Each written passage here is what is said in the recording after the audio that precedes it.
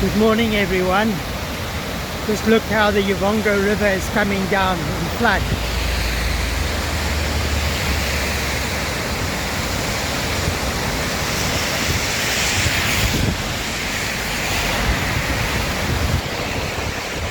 Go down to the beach and go and show you what the beach looks like.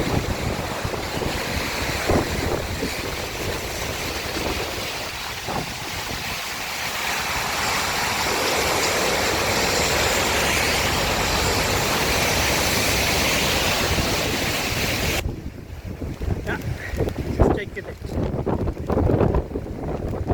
Most of the beach is washed away already. It's just more coming down.